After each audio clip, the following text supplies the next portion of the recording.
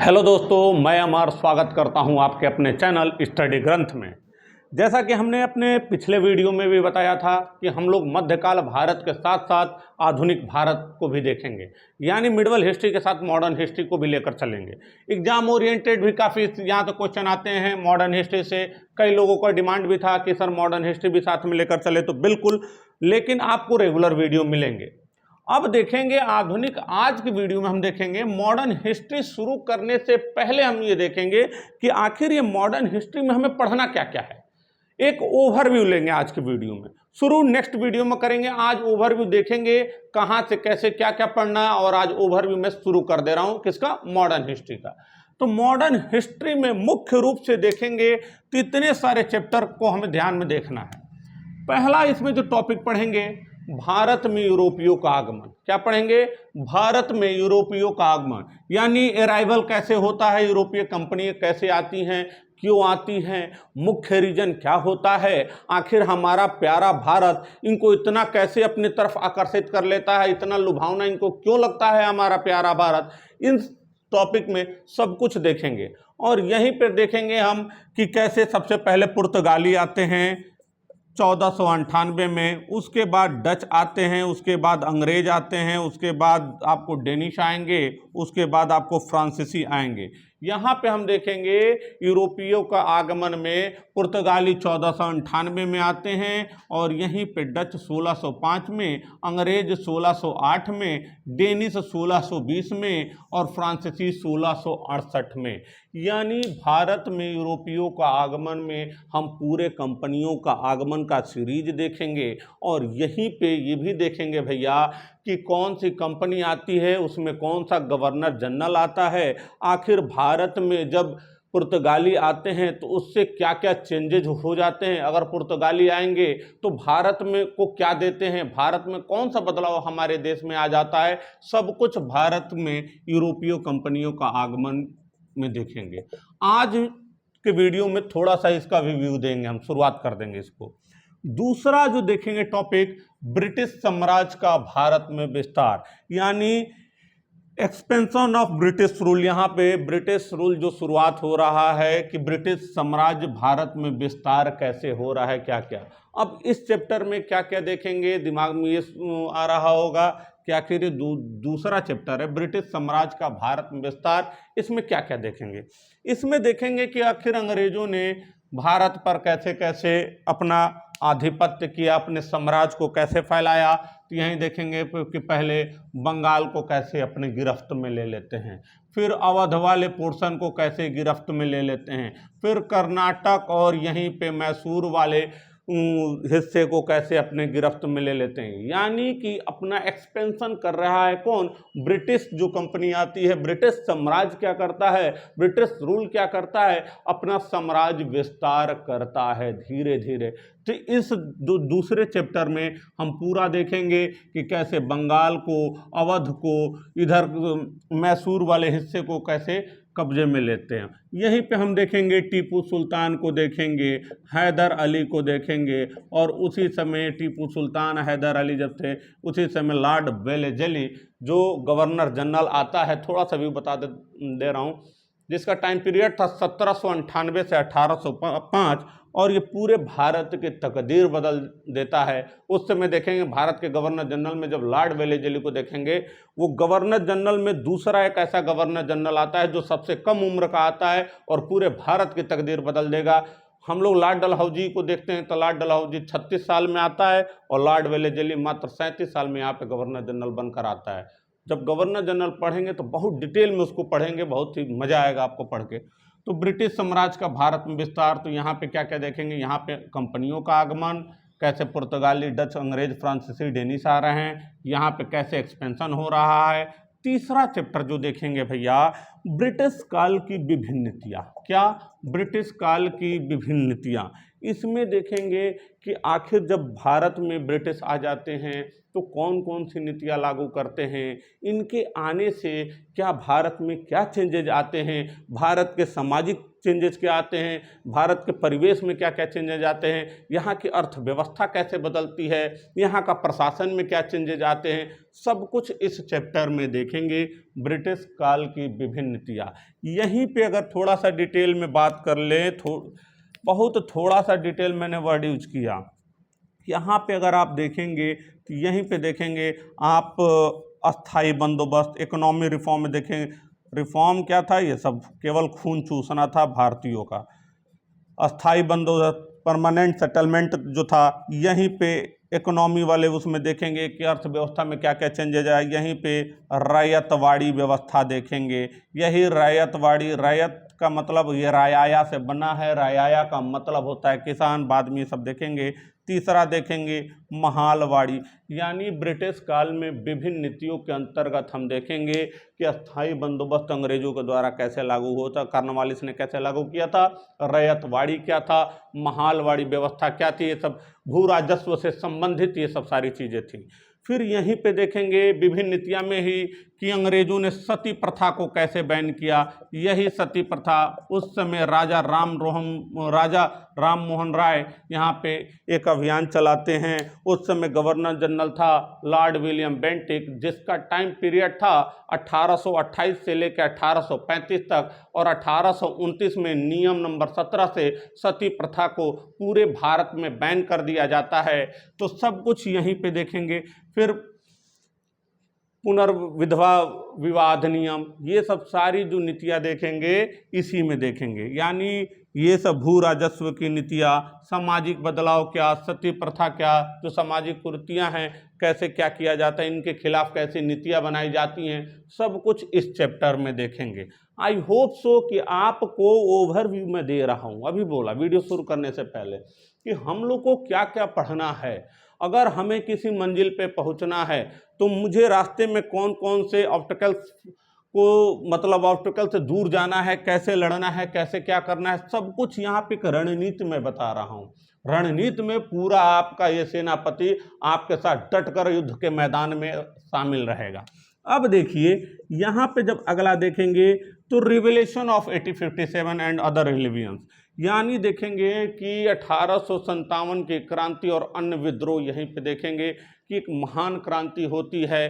आखिर क्या रीजन होता है कि 1857 की क्रांति एक बहुत बड़ी क्रांति हो जाती है। अंग्रेजों ने भारतीयों के साथ ऐसा कौन सा दुर्व्यवहार कर दिया, किससे व्यथित थे भारतीय सैनिक। और यहीं पे 29 मार्च 1857 को मंगल पांडे लेफ्टिनेंट वाक को गोली मार देते हैं, और 8 अप्रैल 1857 में उनको फांसी हो जाती है। और उसके बाद मेरठ के सैनिकों ने विद्रोह कर दिया, और धीरे धीरे एक छोटी सी चिंगारी पूरे देश में आग की एक बड़ी लपट बन के उभर जाती है, और इतिहास में एक फेमस हो जाता है।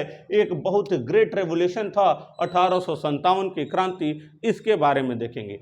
साथ ही यहाँ पे दोस्तों मेरे भाइयों ये भी देखेंगे, किसी के साथ अन्य विद्रोह में देखेंगे सन्यासी विद्रोह क्या था, कि उसके बाद यहाँ देखेंगे किसान विद्रोह क्या था, और यही किसान विद्रोह पबाना विद्रोह से शुरू करेंगे, और पूरा इसमें सब कुछ देखेंगे। यही 1861 में जो पूर्वी बंगाल वर्तमान का बांग्लादेश, वहीं से शुरू होता है पबाना विद्रोह। तो किसान विद्रोह देखेंगे, जनजाति विद्रोह देखेंगे, कुछ नागरिक विद्रोह होते हैं वो सब देखेंगे। किसमें?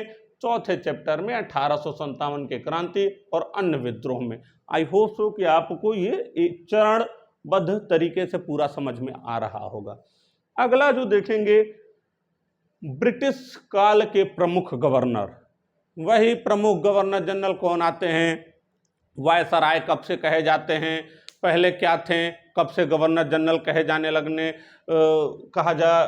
लगा।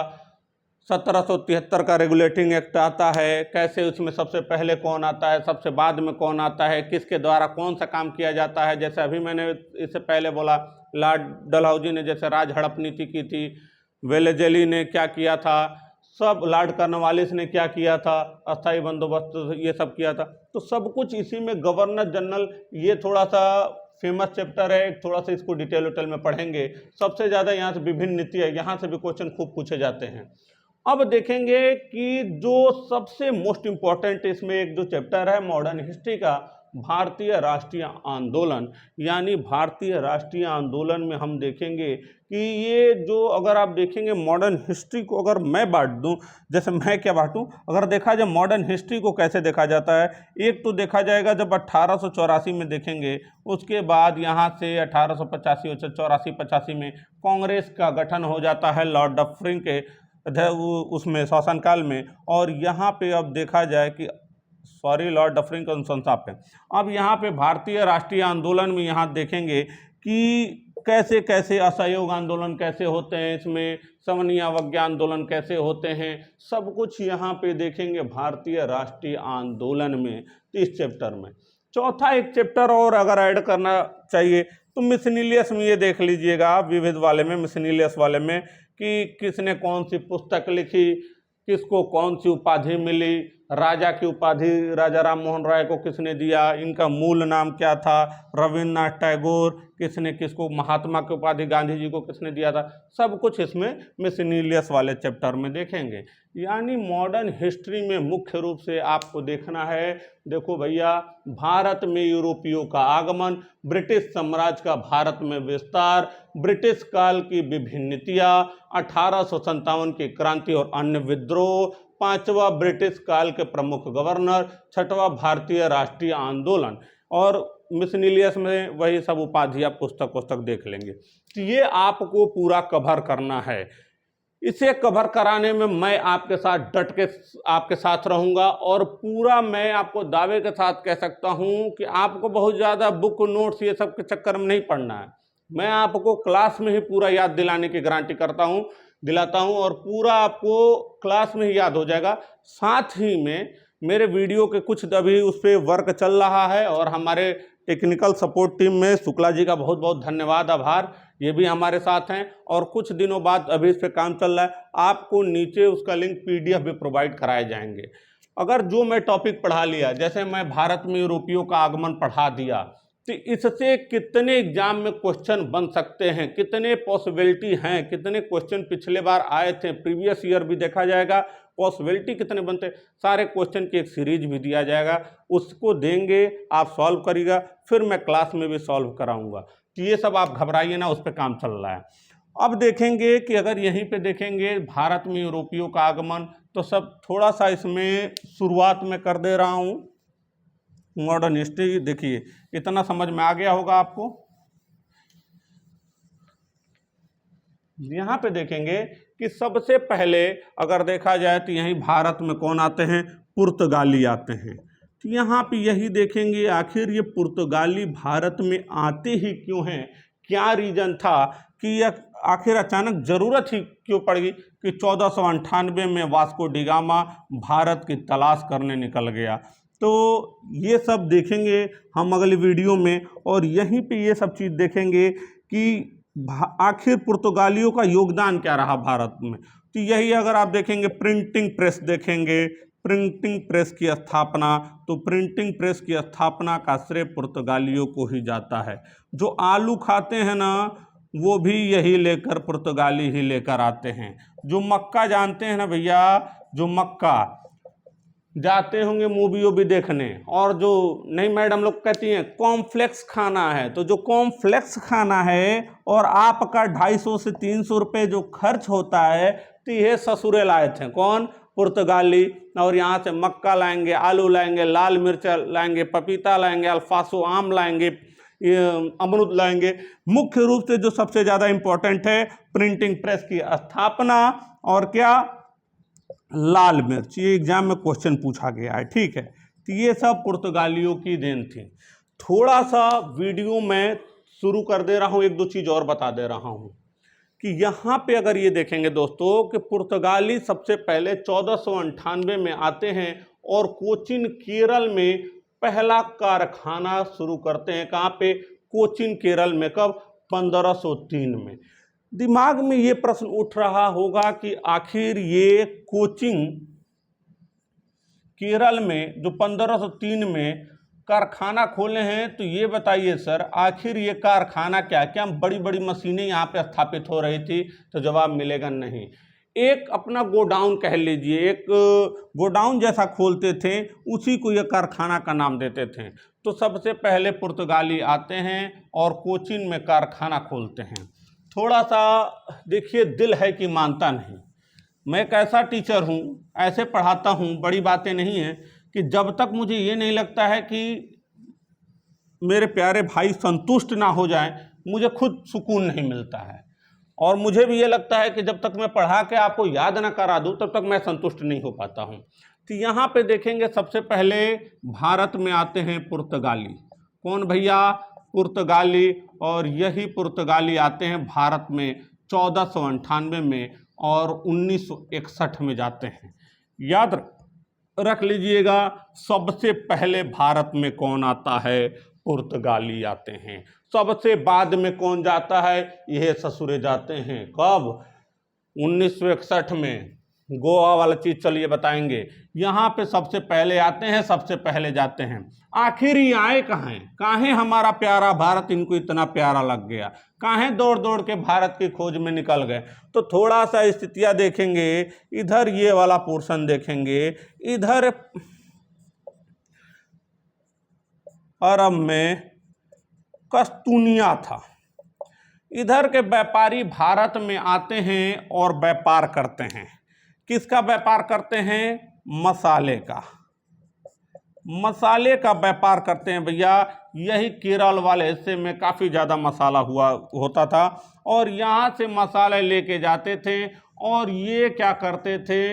यूरोपियों को बेचते थे। यूरोप में इसका बेचते थे, व्यापार करते थे।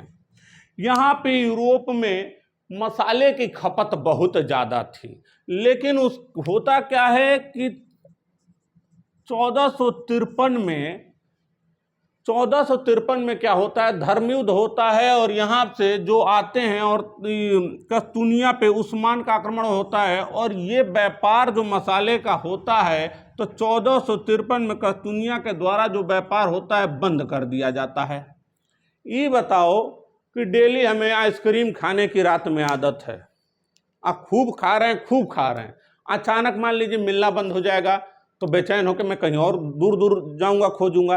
तो वही क्या होता है, यहाँ पे मसाले की खपत ज़्यादा थी और यहाँ पे कस्तूनिया से लड़ाई होने के बाद उस्मान, ये सब बाद में बताएंगे कि कैसे उस्मान ने 1453 में अटैक करता है, धर्मयुद्ध का नाम ले लिया जाता है, व्यापार बंद कर दिया जाता है। एक अलग चैप्टर है बहुत डिटेल में, तो वो सब डिटेल जाने के लिए अगर जब कभी आप मेंस लिखेंगे, इतिहास से मेंस लिखेंगे, तब आपको ये सब मिलेगा। तो इसको थोड़ा सा हम बाद में लेके चलेंगे।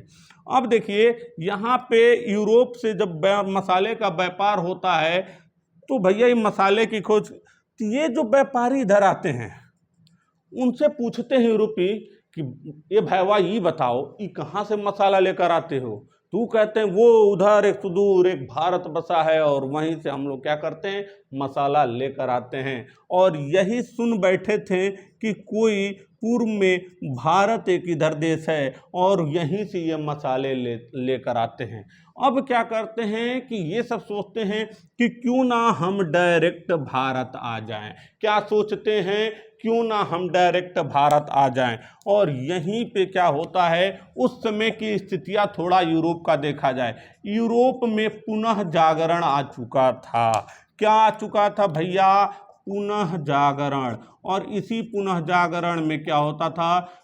मानवता, वैज्ञानिक आविष्कार, और इसी वैज्ञानिक और यहाँ पे पुनः जागरण में धर्म सुधार आंदोलन वहाँ पे काफ़ी होता था। धर्म सुधार आंदोलन, मानवता की बात की जाती थी। साथ में ही पुनः जागरण में वैज्ञानिक आविष्कार भी शुरू हो गया था और वैज्ञानिक आविष्कार में बड़ी बड़ी नावों का खोज शुरू हो गया था। कहाँ पे?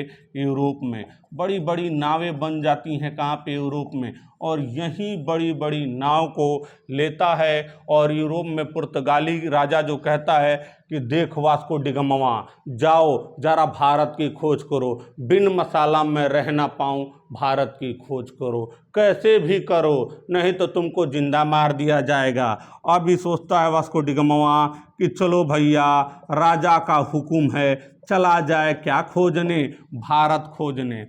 अगर आप देखेंगे, अगर ये थोड़ा सा रुक जाइए, इधर चित्र बनाता हूं थोड़ा सा और समझ में आ जाएगा।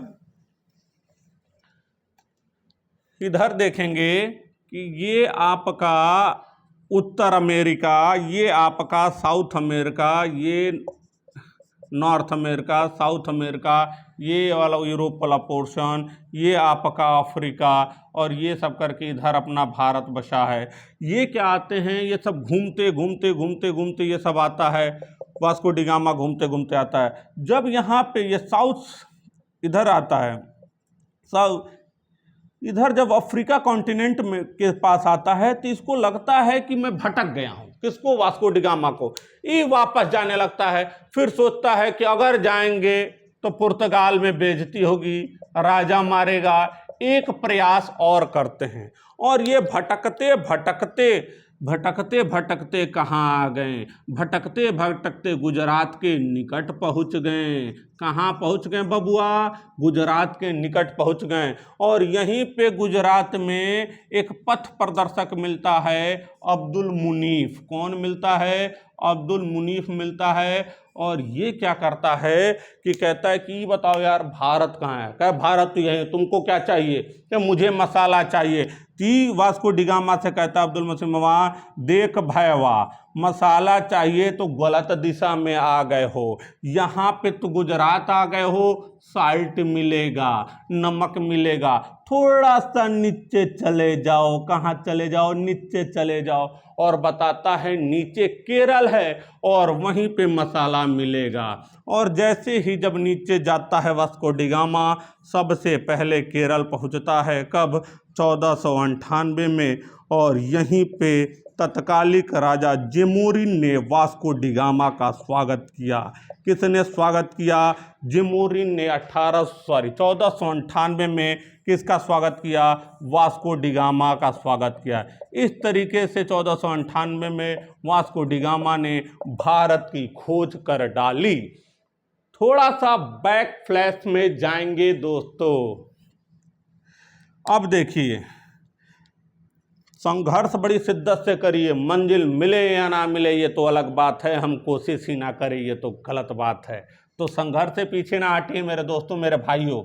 अब देखिए यहाँ पे मेरे प्यारे प्यारे भाइयों, मेरे बच्चों, यहाँ पे जेमोरिन ने स्वागत कर दिया। वास्को डी गामा ने भारत की खोज कर डाली। कब? 1498 में। अभी हम कहे थे कि कहोगे कि अरे अमरवा ई बताओ, अबे तुम ये बताए हो कि पुनः जागरण हो गया था, वैज्ञानिक आविष्कार हो गया था, तो उस समय का बस वास्को डी गामा भारत खोज रहा था का? नहीं दोस्तों, उसी समय देखोगे कि कोलंबस ने, किसने?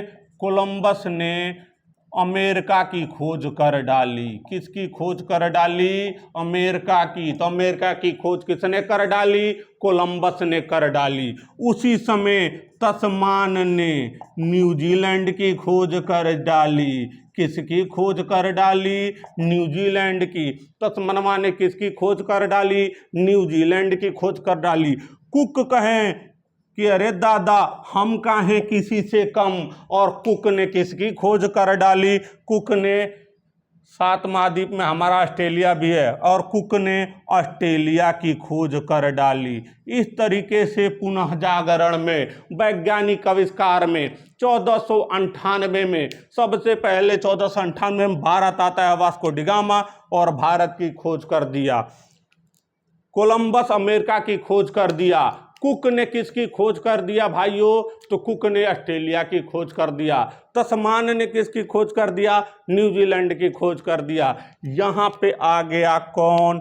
Vasco D gamma. और ये क्या करता है? केरल से मसाले का व्यापार करता है। किसका? मसाले का व्यापार। किसका व्यापार? मसाले का व्यापार करता है कौन? Vasco D gamma. और ये ले जाके बेचता है कहाँ पे? यूरोप में। अरे दादा रे दादा, जैसे ही यूरोप में बेचता है तो हल्का मच जाता है। पता है कितना फायदा होता है? दिमाग घूम जाएगा। 60 गुना फायदा होता है। कितना फायदा होता है? क्वेश्चन आता है कितना फायदा होता है? 60 गुना फायदा होता है। इस तरीके से पुर्तगाली वास्को डी गामा आता है, ले जाके बेचता है 60 गुना। सबके दिमाग में आता है, पूरे बात फैल जाती यूरोप में कि क्या वास्को डी गामा भारत गया था, जिम मोरी ने स्वागत किया और क्या किया? मसाला खरीद के बेचा। कितना फायदा हुआ? 60 गुना फायदा हुआ। अब जैसे ही यह बात फैलती है, डचवा कहते हैं कि दद्दा बस तुम्हें थोड़े जाओगे, हम हूँ जाइब। कहाँ जाइब भैया? तो हम भी भारत जाएंगे। अंग्रेजवा कह रहे हैं हम किसी से कम नहीं, हम सबके दद्दा हैं, अभी हम आएंगे, तुमको भी मारेंगे, तुमको भी मारेंगे, तुम डाल डाल तो हम पात पात, और अकेले पूरे भारत के सत्ता पे बैठ जाएंगे। और फिर अंग्रेजवा आते हैं। अंग्रेज आते हैं तो कहते हैं कि बहती गंगा में हम हाथ धो लें। और फिर डेनिस आते हैं भैया। कौन आता है? डेनिस आते हैं।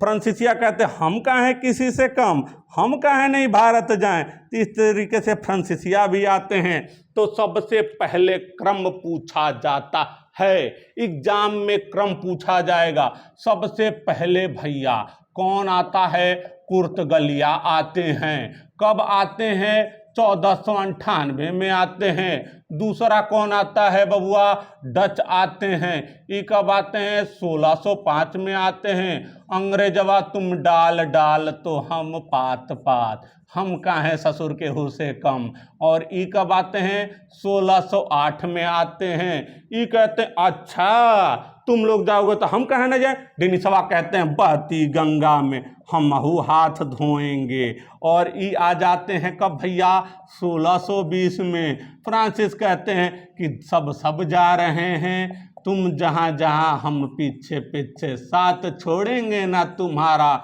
और 1620 में 1668 में फ्रांसीसी भी आ जाते हैं। क्वेश्चन घुमाएगा, घूमना नहीं है। सबसे पहले पुर्तगाली 1498 में, दूसरे डच 1605 में, तीसरे अंग्रेज 1608 में, चौथा डेनिस 1620 में, फ्रांसीसी 1668 में। भारत आने का क्रम बता रहा हूं, कंपनी की स्थापना का क्रम नहीं बता रहा हूं, वो थोड़ा सा उल्टा था। तो यहां पे देखेंगे सबसे पहले पूछा जाएगा, मेरे भाइयों, मेरे बच्चों, मेरे जिगर के टुकड़ों, क्वेश्चन पूछेगा कि भारत में यूरोपियों का आगमन कैसे हुआ। सबसे पहले पुर्तगालिया 1498 में। साथ साथ बोलो, ऑनलाइन ही बोलो। सबसे पहले कौन? पुर्तगाली। कब? 1498। दूसरा कौन? डच। कब? 1605। तीसरा कौन? अंग्रेज। कब? 1608। चौथा कौन? डेनिस 1620। पांचवा कौन? फ्रांसीसी। हम काहे के उससे कम रहे? 1668। उम्मीद करता हूं याद हो गया होगा, उम्मीद करता हूं याद हो गया होगा। पूरा डट के देखेंगे। सबसे पहले पूरा क्रम देख लीजिएगा। पुर्तगाली सबसे पहले आते हैं। क्वेश्चन पूछेगा सबसे पहले कौन आया था? पुर्तगाली। सबसे बाद में कौन गया था? पुर्तगाली। यहां पे एक चीज और देखेंगे कि इन्होंने सबसे पहले अपना कारखाना कहां? कोचीन में खोला था। किसने खोला था भैया? कोचीन में सबसे पहले कारखाना खोले थे पुर्तगाली। दूसरे जो आते हैं भारत में, कौन आते हैं? डच। इन्होंने 1605 में सबसे पहले अपना कारखाना कहां खोला था? मछलीपट्टनम या मसूलीपट्टनम। कहां है? आंध्र प्रदेश में है। कहां है? आंध्र प्रदेश में है। तीसरा कौन आता है? ब्रिटिश। 1608 में इन्होंने अपना पहला कारखाना कहां खोला था? वहीं डचों के साथ, तुम जहां रहोगे हम भी रहेंगे। और यहाँ पे क्या? मसूलीपट्टनम में भी। याद रखिएगा 1608 में आते हैं, लेकिन 1611 में कारखाना खोलने की अनुमति मिलती है। कैप्टन हाकिंस टॉमस रो आते हैं, जहांगीर से मिलते हैं और उसके बाद इनको कारखाने की अनुमति मिलती है 1611 में। अगर देखा जाए उत्तर पश्चिम में देखा जाए तो अपना सबसे ये कारखाना कब खोलते हैं? सूरत में खोलते हैं। कब? 1613 में। ये सब याद रखिएगा। मैंने उत्तर पश्चिम कहा तो मेरे प्यारे भाइयों, मेरे जिगर के टुकड़ों, कंफ्यूज ना होना। मैप में पूरब इधर होता है, पश्चिम इधर होता है, उत्तर इधर होता है, दक्षिण इधर होता है। रीजनिंग में पढ़ रहे होगे। ये क्या हो गया? उत्तर पूरब। ई का हो गया उत्तर पश्चिम। तो गुजरात किधर बोला? उत्तर पश्चिम। तो ये दिशा का ज्ञान होना चाहिए। दिशा भटक जाओगे तो मामला गड़बड़ा जाएगा। तो देखो, सबसे पहले क्वेश्चन सबसे ज़्यादा पूछेगा कहाँ पे कारखाना? कोचिन में 1503 में। दूसरा डच 1605 में कहाँ? मसूलीपट्टनम। तीसरा ब्रिटिश कहाँ? 1611 में मसूलीपट्टनम। चौथा डेनिश जो आए थे, ट्रांकबोर तमिलनाडु में स्थित है। कब? 1616 में स्थापित करते हैं और इनका जो कार्यकाल आता है 1616 से 1745। पांचवा फ्रांसीसी कब भैया? सूरत में कारखाना खोलते हैं 1668 में। इस तरीके से देखा जाए जो कंपनियां सबसे पहले आती हैं, सबसे पहले पुर्तगाली कहाँ खोलते हैं? कि कोचिन में। दूसरा जो आते हैं डच कहाँ? मसूलीपट्टनम में। तीसरा अंग्रेज कहाँ? मसूलीपट्टनम में। चौथा डेनिश कहाँ? ट्रांकबोर तमिलनाडु में। पांचवा कहाँ? फ्रांसीसी कहाँ? सूरत में। तो याद रख लेना, पहला केरल, बदवा में दो आएंगे, दोनों का मसूलीपट्टनम। पहला केरल में, दोनों आए मछली खाने। इतना याद, मछलीपट्टनम मसूलीपट्टनम याद करने के लिए बता रहा हूँ। अभी नहीं जाकर लिख देना मछली बस। अभी देखो एक और चीज़, आप लोग को लग रहा है थोड़ा डिटेल में वीडियो जा रहा है। अगर आप पीसीएस की तैयारी कर रहे हैं तो याद रखिएगा सारे सब्जेक्ट अब ऑब्जेक्टिव हटा के सब्जेक्टिव हो गए, लिखने हैं आपको, तो लिखने हैं तो यही सब काम आएगा। तीसरा ब्रिटिश जो है मसूलीपट्टनम, दो जाते हैं। चौथा आंध्र प्रदेश के नीचे आ जाना तमिलनाडु। फिर उसके बाद पांचवा कौन? ब्रिटिश, उधर फ्रांसीसी सूरत में। तो याद रखना कहाँ कहाँ कंपनी का गठन हुआ, कहाँ कहाँ सब रखें। थोड़ा सा ये रब करते हैं। उम्मीद करता हूँ समझ में आ रहा होगा मेरे प्यारे भाइयों। सबसे पहले कौन आता है? पुर्तगाली। कौन आता है भैया? पुर्तगाली। याद करा के छोड़ेंगे, भागने नहीं देंगे। ऑफलाइन क्लास में रहते तो और रगड़ दिए जाते, ऐसे आसानी से नहीं छोड़ते। पहला कहाँ? कोचिन में। दूसरा कहाँ? देखो भैया, दूसरा अगर देखा जाए इधर आंध्र प्रदेश वाले में। दूसरा कौन आता है? डच आते हैं। कहाँ पे? मसूलीपट्टनम में। तीसरे कौन आते हैं? अंग्रेज आते हैं। ये भी अपना कारखाना, सबसे पहले अंग्रेजों ने अपना कारखाना कहाँ खोला? कोई क्वेश्चन ऐसा रहेगा, आंसर मिलेगा मसूलीपट्टनम में। चौथा देखो, ये इधर केरल आंध्रा। चौथा थोड़ा सा नीचे आ जाएगा, कौन? डेनिश। डेनिश कहाँ खोलते हैं भैया? ट्रांकबोर में। कहाँ है? तमिलनाडु में। फिर कहोगे ए अमरवा, और ये पचवा कहाँ चला गया बे? ये देखो भैया फ्रांसीसी, और फ्रांसीसी कहाँ? पांचवा सूरत में खोलेंगे। इस तरीके से आपने देखा पुर्तगाली, ये सब यूरोपियों का कंपनी कैसे कैसे कहाँ कहाँ। अब दिमाग में ये क्वेश्चन उठ रहा होगा, कहा इतने पर खत्म? मैंने पहले ही बताया, this is A only overview. ये केवल एक ओवरव्यू है। आपको क्या लगा पुर्तगाली खत्म? नहीं बबुआ, पुर्तगाली तो खूब अच्छे से देखा जाएगा। पुर्तगाली किसकी कौन सी खोज करते हैं? पहले अल्मीड़ा कब आता है? गवर्नर जनरल कैसे आते हैं? केरल में जो सबसे पहला चर्च बनाते हैं कैसे बनाते हैं? सब कुछ पुर्तगाली को भी डिटेल में देखेंगे। एक एक चीज डिटेल में, पुर्तगाली अलग, डच अलग, ब्रिटिश अलग, फ्रांसीसी अलग, डेनिश अलग, पूरा अलग अलग देखेंगे। ठीक है, तो पूरा डिटेल में अलग अलग देखेंगे। एक ओवरव्यू जैसे मैंने दे दिया। एक चीज याद रखिएगा, हमने बोला प्रिंटिंग प्रेस की स्थापना पुर्तगाली। प्रिंटिंग प्रेस की स्थापना का श्रेय पुर्तगाली हो। जो प्रिंटिंग प्रेस, तो हमारे बहुत सारे अधिवक्ता मित्र भी आते हैं जो मुझे बहुत प्यार और सपोर्ट देते हैं, उनको बहुत बहुत आभार। तो प्रिंटिंग प्रेस का महत्व हमारे अधिवक्ता मित्रों के भी जीवन में और सभी के जीवन में बहुत ज़्यादा है। लेकिन मैं इसलिए कहा अधिवक्ता मित्रों कि भाई मुझे बहुत ज़्यादा प्यार मिलता है मेरे अधिवक्ताओं मित्रों से, बड़े भाइयों से। आप लोग का बहुत बहुत आभार। और देखेंगे तो यहाँ पे प्रिंटिंग प्रेस, तो अब याद रखिएगा जीवन में कभी भी मक्का वाला तो भूलेंगे नहीं। मक्का मैडम गई, हम पॉपकॉर्न खाएंगे, कितने का? 250 से 300 का। तो मक्का कब से होता है? पुर्तगालियों का श्रेय। प्रिंटिंग प्रेस, हमारे मित्रों को याद रखना, अधिवक्ता मित्रों को याद रखना, खूब फोटोकॉपी का काम पड़ता है। तो प्रिंटिंग प्रेस की शुरुआत किसने की थी? यही। तोता क्या खाता है? लाल मिर्च ज़्यादा पसंद है। तो लाल मिर्च का श्रेय किसको दिया जाता है? इन्हीं को दिया जाता है। किसको दिया जाता है? सॉरी, लाल मिर्च का श्रेय पुर्तगालियों को। कहा जाता है बबुआ को जॉन्डिस हो गया है, पपीता कम खिलाना चाहिए। कुछ लोग जानते हैं पपीता खाना चाहिए, लेकिन पपीता नहीं खाना चाहिए। तो यही पपीता का श्रेय किसको माना जाता है? पुर्तगालियों का। तो ये सब भी डिटेल में बताऊंगा पुर्तगाली के, तो एक ओवरव्यू दे दिया। ओवरव्यू मेरा कैसा लगा? अगर प्लीज यह लगा तो बड़ा मेहनत लगता है, पूरे दिन की थकावट भरी नौकरी, फिर उसके बाद आके वीडियो बनाना, एडिट करना। और हमारे टेक्निकल टीम में शुक्ला जी हैं, उनका बहुत बहुत आभार, बहुत मदद करते हैं। तो ये सब करना बड़ा मेहनत का काम होता है।